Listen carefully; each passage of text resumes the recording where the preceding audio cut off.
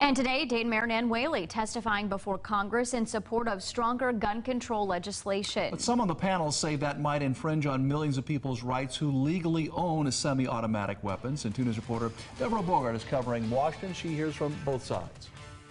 Yeah, that conversation went on for hours today, and a lot of the discussion was trying to determine exactly where that line should be drawn.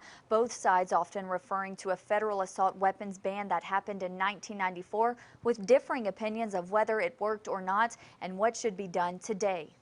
Mayor Whaley and others saying today there needs to be a nationwide comprehensive plan to legislate assault weapons so criminals can't buy them in a nearby state. Others disagree, both citing a federal ban that prohibited semi-automatic weapons from 1994 to 2004.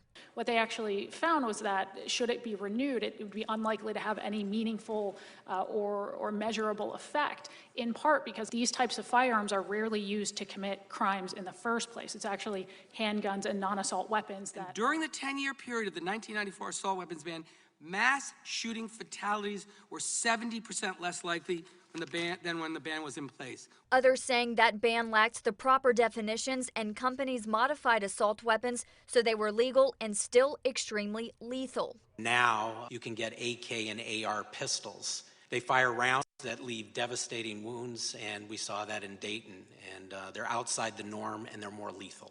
Representative Cicilline has sponsored a bill banning semi-automatic weapons, but exempts 215 weapons used for sports or hunting. And for this body, I think that the assault weapons ban bill that Representative Cicilline has put forward is very thoughtful and should move forward.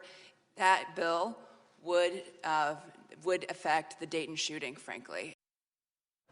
Now, this was the first legislative hearing on a possible assault weapons ban that they've had in years, but as of now, Representative Cicilline's bill falls short of the 218 votes it would need to pass. Deborah Bogart, 5 on 2.